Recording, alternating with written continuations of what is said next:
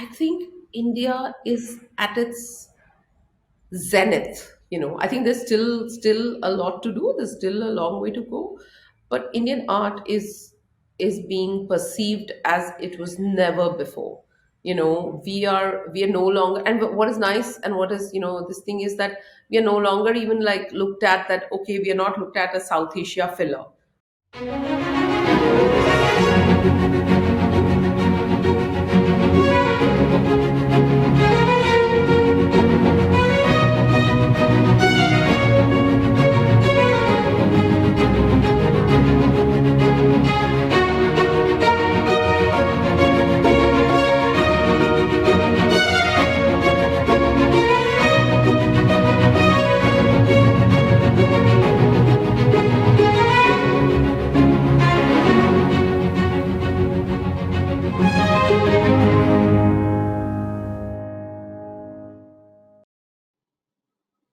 Hello, and welcome to the third season of the Anahita Speaker Series presented by Carnegie India, celebrating stirring stories of empowerment, struggle, and success from women professionals in different fields across the globe.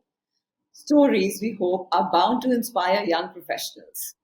I'm Kanika Monga, Senior Coordinator, Strategy and Communications at Carnegie India. We are delighted to have with us today Bhavna Kakar, who is the founding director of Latitude 28, a gallery for contemporary arts and ideas in New Delhi. She has over a decade's experience as a curator, editor, and art entrepreneur and has received several noteworthy fellowships and awards nationally and internationally. She also edits and publishes Take on Art, a biannual art journal.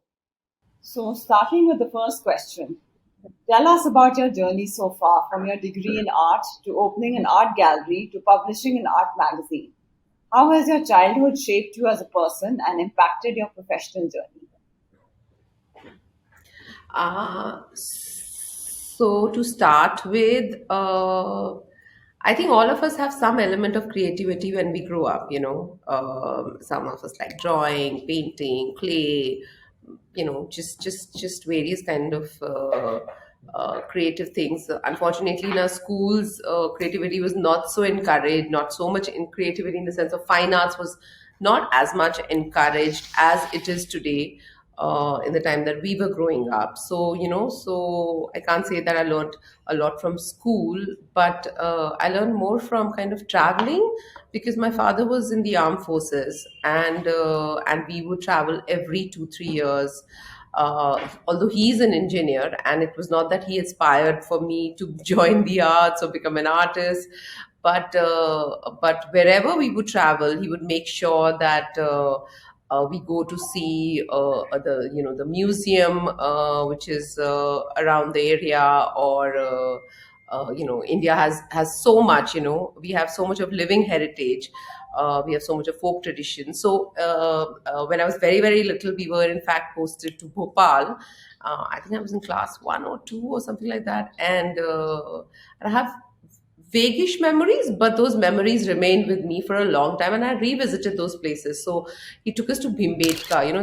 There are these prehistoric caves outside of Bhopal, and which have these paintings. And as a little kid, I mean, how much? And usually parents take you to more fun places, kiddie places, and then there was the Bhojpur temple and the Sanchi Stupa. So Bhopal was surrounded by that, and right then, we were located also we were staying in a place called Idgah Hills, where my school was also at the same location. And I was kind of beginning to sketch, draw, do all kinds of things. So he enrolled me in these art classes in Bharat Bhavan. Swaminathan, J. Swaminathan, the artist, he was instrumental in setting that up. And again, you kind of you see all of this. You don't really register it that at that point, especially as a child. But I had kind of some vague memory of it, and I was always encouraged to do more in the arts. Though, as most parents, I mean, there's always about getting scores, or concentrating more on the the mathematics and the science, and I was good in English, so I was encouraged to write as well. So, and later on when I was in about class 5 or 6, we got posted to Baroda. Now, Baroda is home to MS University, which has got the Faculty of Fine Arts, which is one of the best colleges for fine arts, not just in India, but I would say in South Asia. And students from all over come to study there, even from the West, not just South Asia. So again, I was kind of, my parents knew of my interest. They made me visit it. There's a garba that happens there during the Navratris, which is very, very famous. It's like this one major cultural activity, and that happens. So these things trickle down, and somewhere they stay with you. And by class ninth, 10th, I was sure that I do want to take up fine arts. Although I did, again, because my dad's an engineer, I did take up science for a bit, and I said, no, I can't do it. I can't. Please let me do history. So history was also of my interest, and so was fine arts. So I took that up, and then when I passed out of my class 12, I took admission in St. Stephen's, enrolled in history, but I did not continue. I'd also given my fine arts exam simultaneously, and I got admission in Chandigarh in painting. I was interested. I continued for a bit. I was more inclined towards kind of writing, history, and craft. More than just painting. And but however, I made the best of my time, and then I joined MSU eventually, as I'd wanted to since I was a kid, and I did my master's in artistry there, and post that I was lucky enough to get my junior research fellowship to start my PhD, which I started and I haven't finished yet. It's still ongoing, so let's see. Hopefully soon.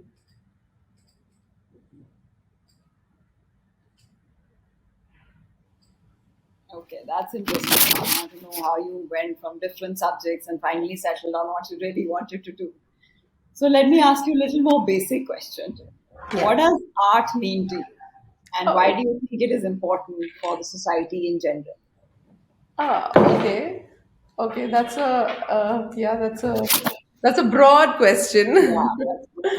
I think art.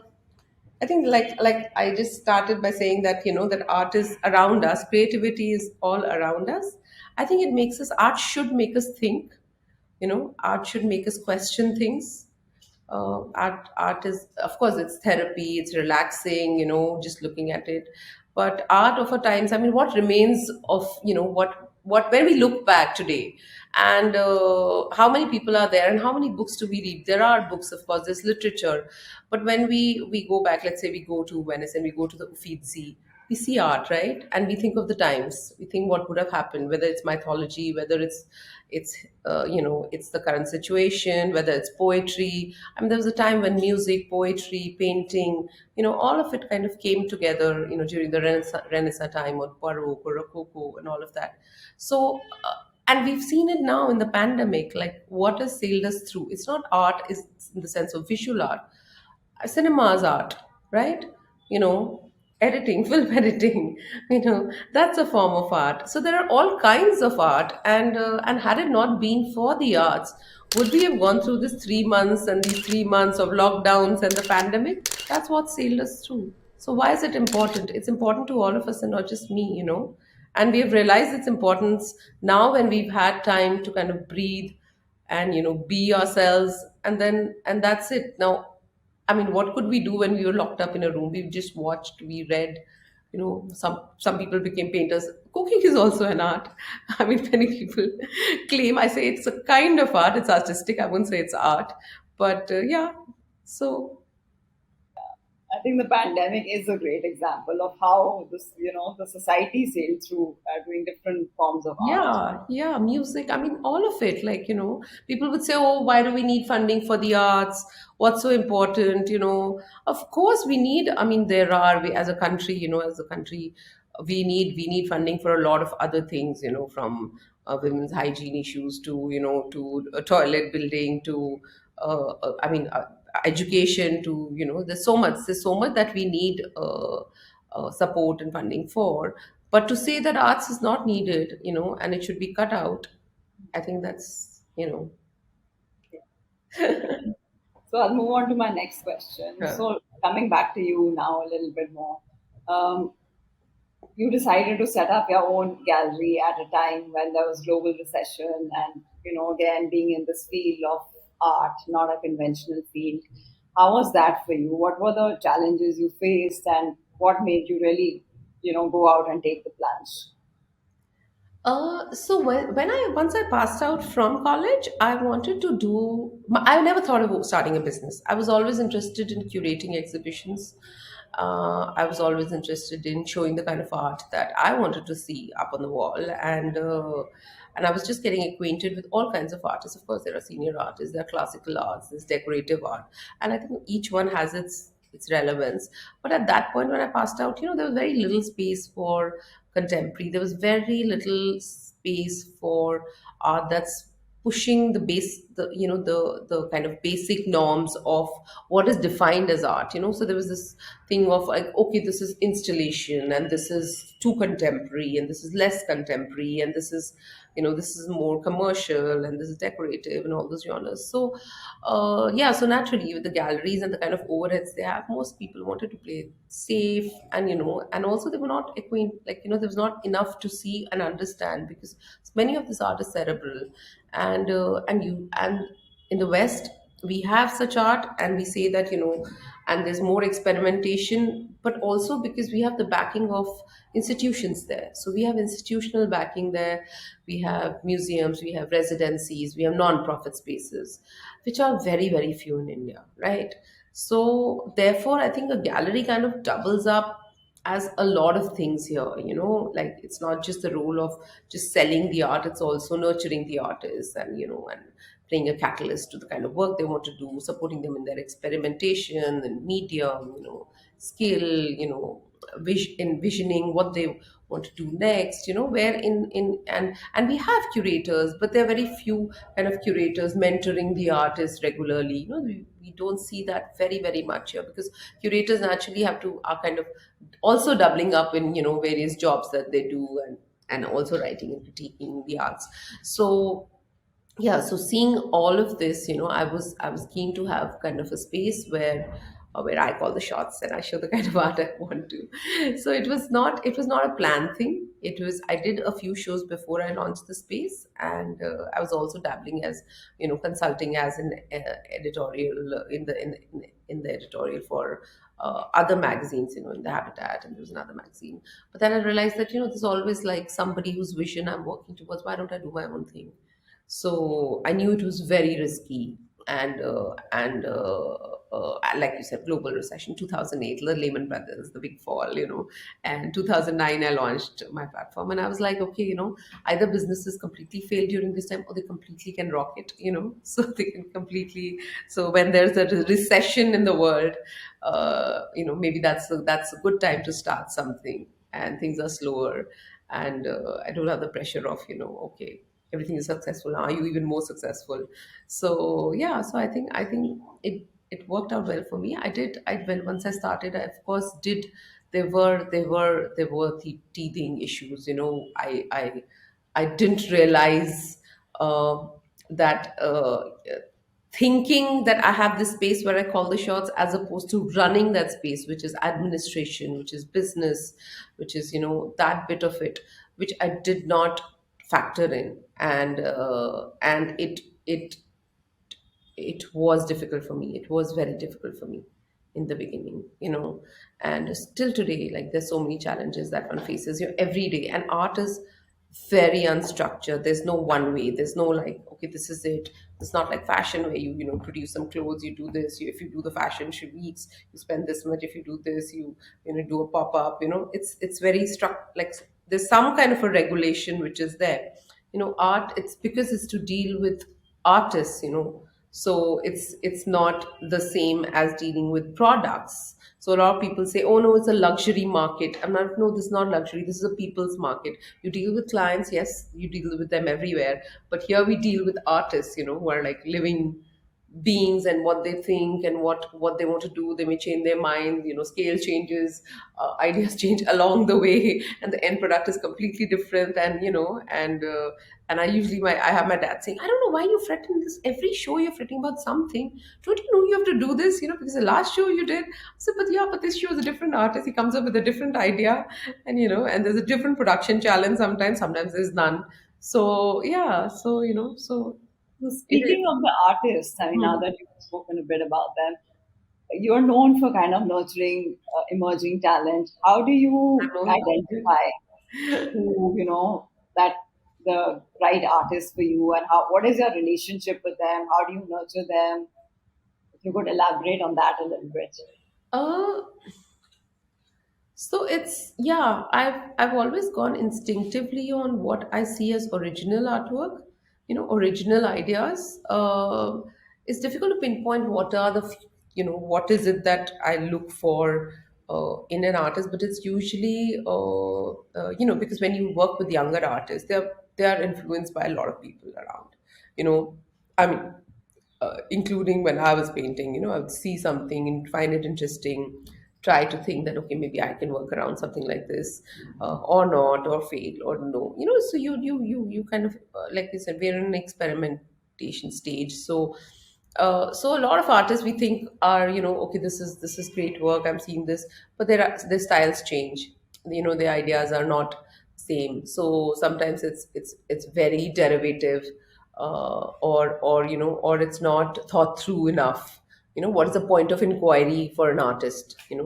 What is his concern? Is he just doing it for art's sake? Is there a long term vision? So there are a lot of these things which you can only figure out in some time. Sometimes you see a spark, you see that, that there is potential. So there's a potential, and it resonates with you. The work speaks to you. Eventually it speaks to you, and it speaks to you. Then it may not speak to you after a couple of shows when you work with that person. So it's difficult to say what exactly thing, because like I said, with emerging artists, it's always a little bit of a risk. Sometimes you're very sure, sometimes you say, okay, this artist he knows his mind. But it's like people, right? How many of us know when we passed out what we want to do, how we're going to progress? This is the scale, I'm going to change my work now. I was working with somebody who was doing these extremely skillful works, and he said, okay, I want to completely change, and I'm just going into abstraction. Now I like the work, but when I showed it, the response. So it's also response based, right?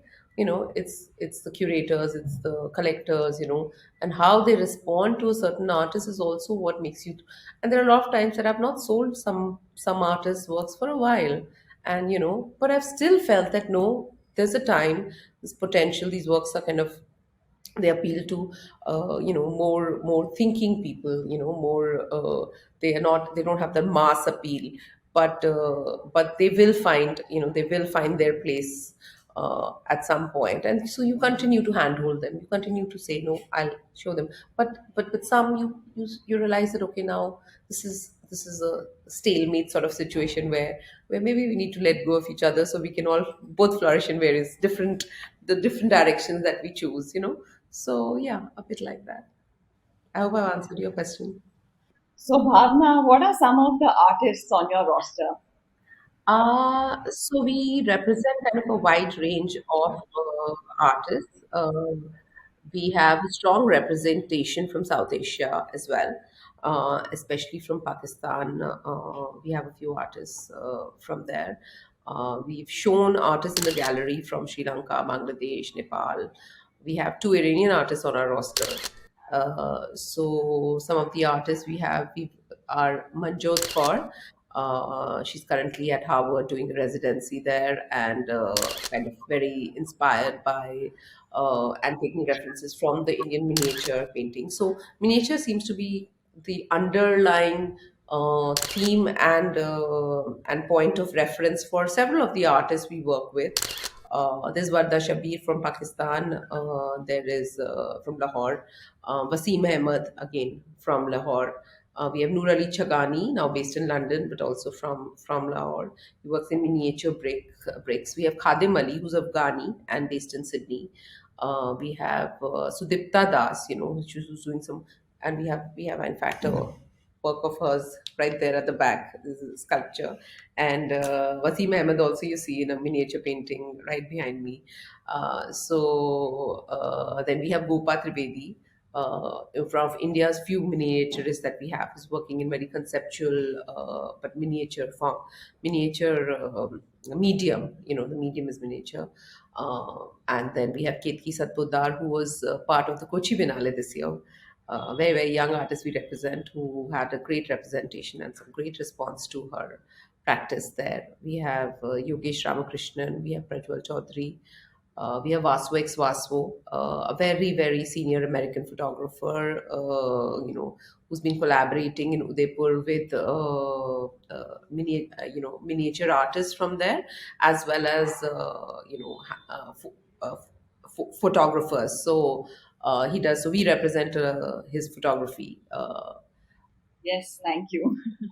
So, to kind of deepen the discourse on art, you went on to publish your own publication, Take on Art. And the first issue, the blank issue, was a bold move, I would say, on your part. So I'll let you tell the audience what the blank issue was and what was the response to it. Okay, I'll let me see if I can You can share a show it, copy that with would be you. great. Yeah, yeah.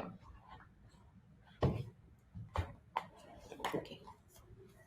So this, it's take. I mean, I'm guessing it'll be inverted the other side. And this was the blank issue. It had a cover. It had my editor's note here. It had the team in place, and it was just completely blank.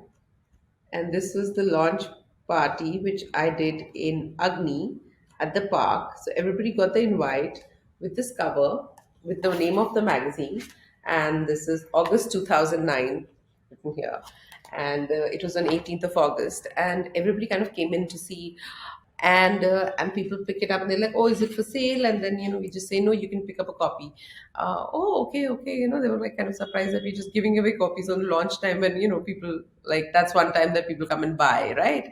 And they're just like, especially artists, and they're like, oh, material नहीं मिला material नहीं मिला so so और time पे नहीं आया. We understand, we've also done that, we've also launched a cover, magazine comes later. I said, no, but this is the magazine. No. I said, yeah. I said, what do we do in it?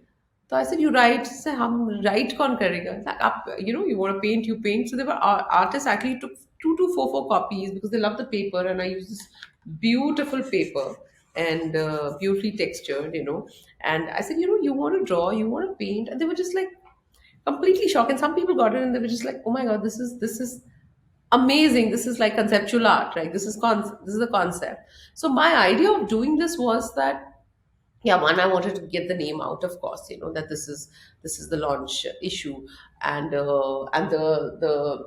logo was designed by, and the magazine was conceptualized in by Tukral and Tagra, the very well known artists.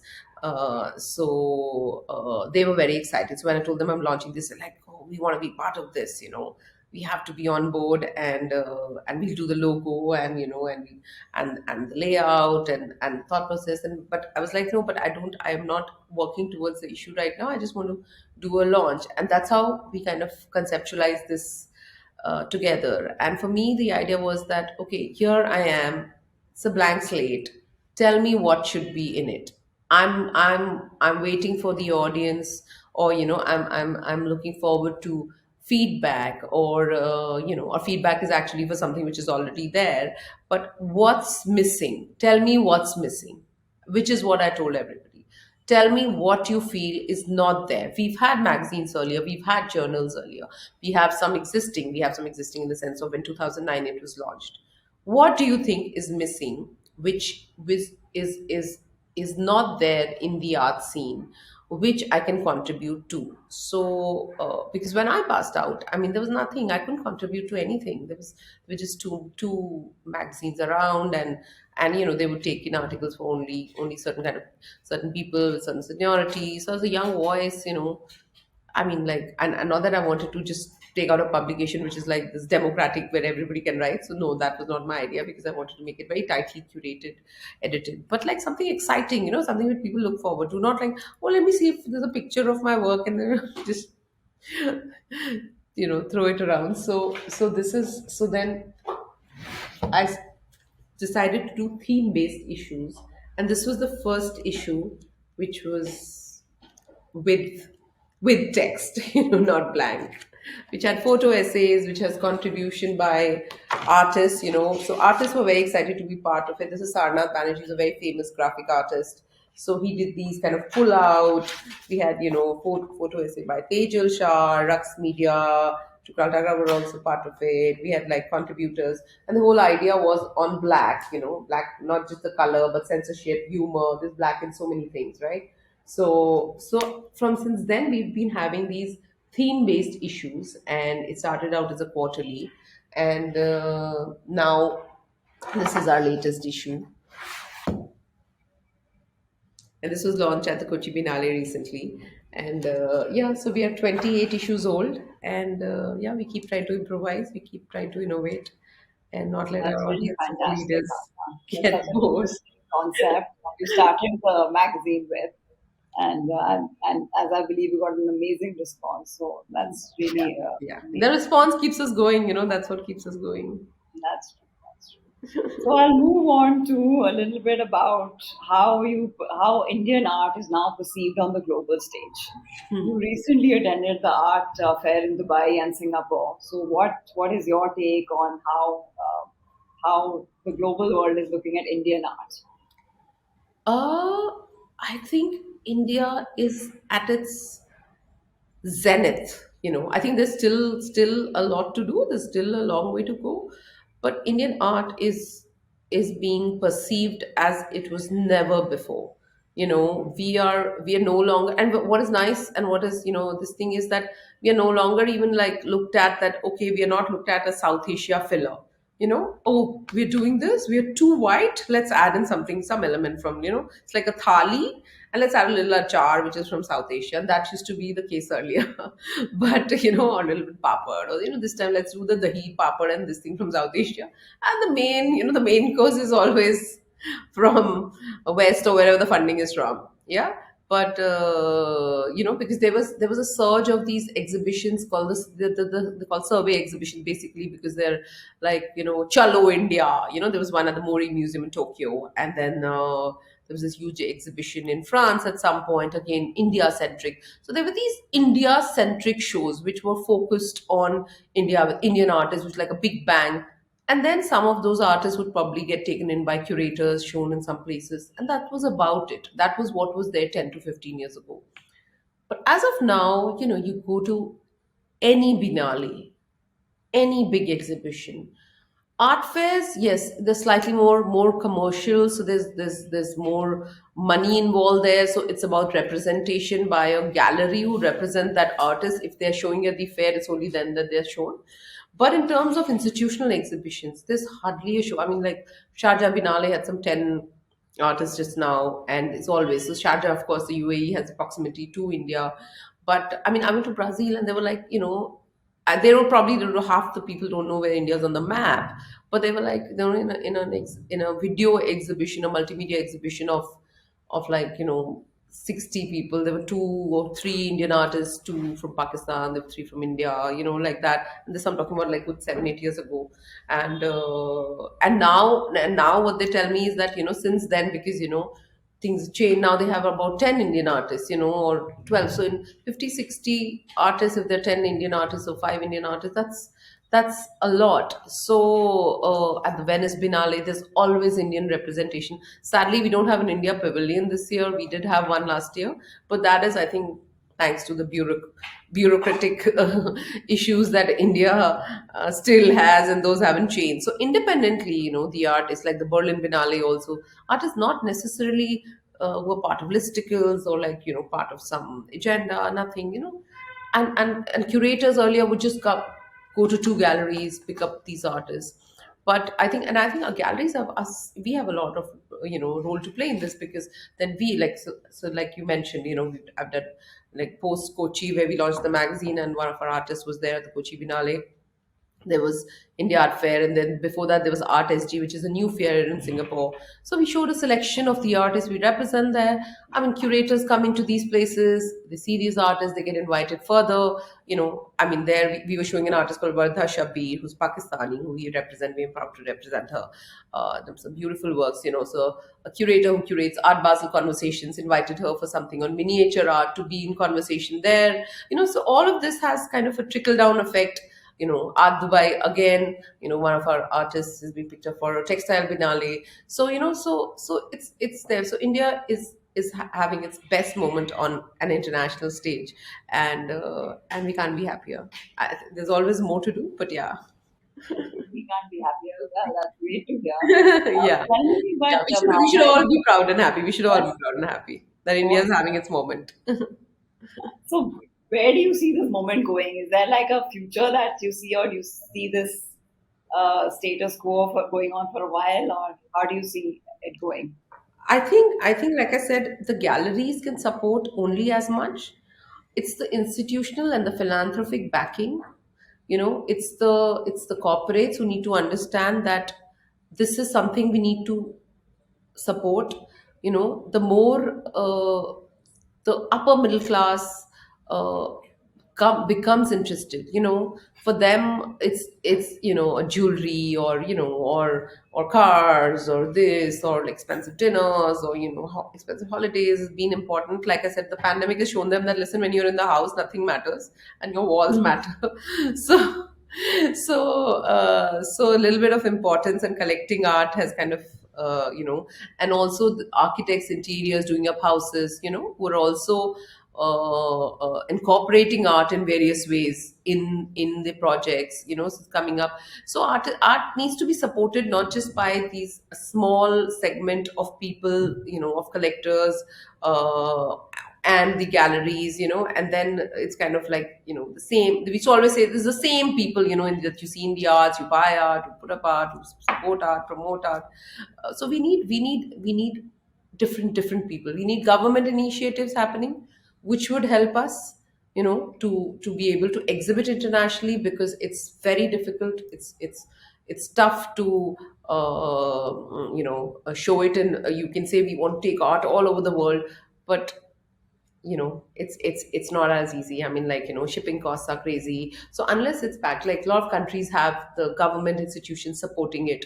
So we need to have more of that, and we need to have more of the corporate support for the arts, public sculptures, public art, in public spaces. If you see it, this obviously there's more of an impact for let's say an office going people. There are offices which are incorporating art as part of their setup. Now, how much of that trickles down to the people around is to be seen. So I think that way there is much more that can be done in terms of support. I mean, a country of our size has one art fair.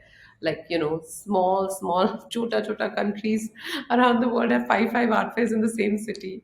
So we do have a long way to go, and we can have more binales, more art fairs, much more.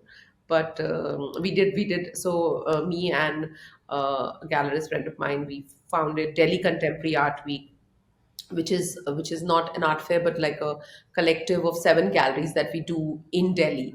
And we've collaborated with Bikaner House, and we'll be doing it. We've already done 5 editions, and we'll be doing the next 3 to 5 editions also in Bikaner House. We started off with our first edition at the India Habitat Center, and then we've been kind of doing it very regularly, other than that one year. So that is one effort that we've done as gallerists, to collectively promote, to come under one roof, to promote it. And because art fair becomes very large for people to navigate and see, and everybody's busy. So this is kind of something we've tried to do for the contemporary arts, that we handhold. Let's say somebody was to come, have a walkthrough with us, with the artists, see more, have, kind of, we organize some talks, workshops for children. So we do this every year in the end of August. So we realize that we can't really wait for the government to come support us one day, or the philanthropist. So maybe one day a museum will open. We need to take things in our hand and continue to do what we can to support the arts. So yeah. That's wonderful. And I'm sure these collaborations, initiatives will go a long way eventually. Yes, I think So, collaboration is the future. I think collaboration is the yes, future. yes, that's right. So, I'll move on to a different aspect of your life called the Take Pop Up. So, tell us about that. That's an amalgamation of fashion, design, and home. And how does that tie in with your other interests?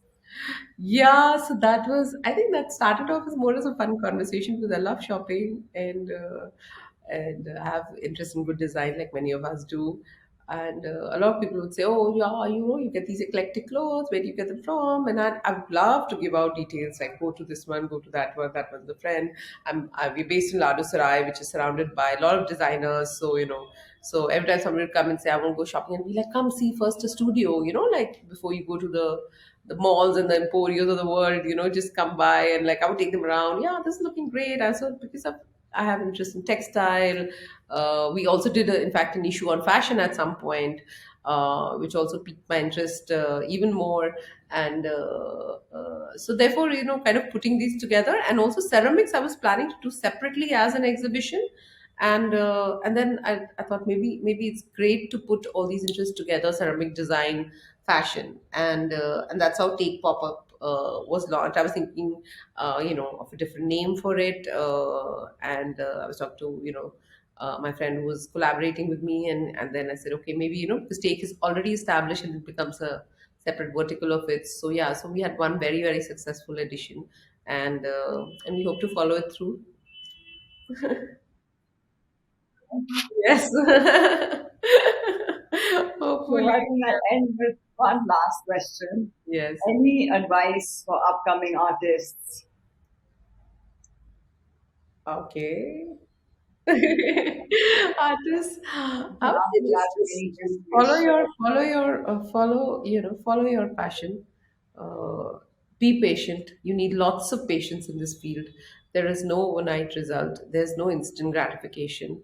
It starts when, of course, when immediately you sell your work and you get that hope. But till then, that happens.